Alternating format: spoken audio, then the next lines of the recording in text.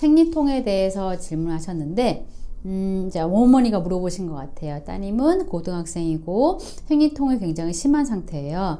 생리하기 한 2, 3일 전부터 아파서 통증이 있고 심할 때는 진통제를 5달 정도까지 먹게 된다고 했고, 근데 병원 검진상 특별한 이상이 없다고 했습니다. 그리고 근데 문제가 3개월 전부터는 생리할 때 덩어리성으로도 같이 나온다고 해서 이 부분에 대해서 걱정하셨는데, 첩약보험으로 이제 생리통 한약이 처방되는 부분을 문의하셨습니다. 청소년들도 가능한지 물어보셨고, 이 부분에 대해서 이제 설명을 좀 드리도록 할게요. 우선은 생리통이라고 하는 부분은 보통 생리를 하는 여성의 한 50% 정도가 경험하게 되는 일반적인 흔한 증상이긴 합니다. 보통은 생리 시작 직전부터 시작돼서 생리 시작으로부터 48에서 72시간 정도까지 그 통증 양상이 유지가 되게 됩니다.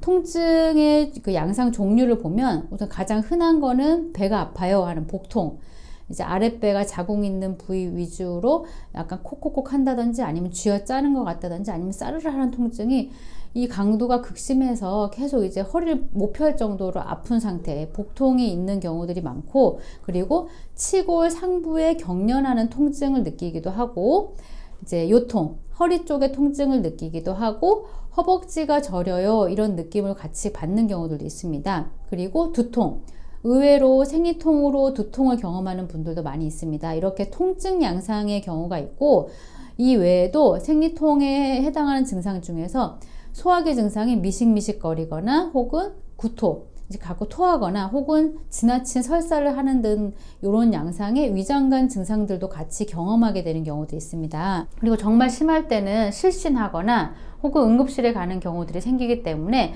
생리통의 관리는 상당히 중요합니다. 생리통의 원인은 보통 이제 프로스타글란딘이 증가하면서 자궁 수축이 갑자기 너무 증가하기 때문에 이로 인해서 통증을 느낀다고 합니다. 그런 부분들이 골반에 기질적인 병변이 없는 경우에는 원발성 월경 곤란증이라고 얘기를 하고, 실제로 문제가 있는 경우, 즉 가장 흔한 걸로는 자궁 내막증이나 성근증 혹은 근종 등의 질환들이 있을 경우에는 이런 부분들로 인해서 생리통이 발생할 수가 있는데, 이럴 때는 속발성 월경 곤란증이라고 말씀을 드릴 수 있습니다. 현재 지금 이 물어보신 분 같은 경우에는 병원 검진상 질환상의 문제가 없었다고 하기 때문에 원발성 월경 곤란증으로 분류를 할 수가 있는데요. 한의학적인 치료를 보자고 하면 한의학적 그 한약 원전에서는 생리통의 그 원인을 어혈, 그러니까 찐득찐득거리는 이제 비정상적인 혈성이 어혈이라고 하는데, 그 부분과 또 이제 그러니까 차가운 냉기를 얘기를 하는데, 이 부분이 주로 생리통의 원인으로 많이 작용을 하게 됩니다.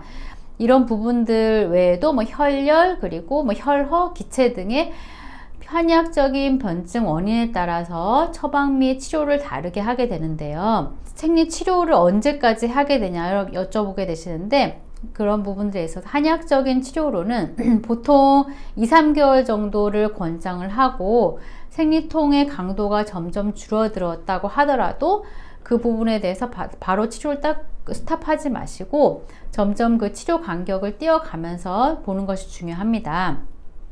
첩약보험 한약을 문의하셨는데, 이 부분은 이제 1년에 10일치까지 이제 보험 적용이 되는 부분이고, 치료 기간 자체는 최소 이제 2-3달 정도를 권장하고 있기 때문에 그 이후에는 이제 다른 처방을 받도록 하시면 되겠습니다. 그리고 또한 중요한 게, 생리통이라고 하는 부분은 복부와 골반 그리고 하체 위주의 순환이 개선되는 부분이 굉장히 중요합니다. 그런 부분의 혈류 순환 개선을 위해서는 한약 복용뿐만 아니라 원내 치료가 굉장히 중요한데요. 침 치료와 약침 치료, 그리고 자궁 신부 치료 등의 원내 치료를 통해서 자궁과 난소가 실제로 존재하고 있는, 통증을 일으키게 되는 그 기관이 존재하고 있는 골반, 구조물 주변 부위와 복부 쪽까지 혈류순환 개선을 위해서 치료를 병행하시는 것이 좋습니다.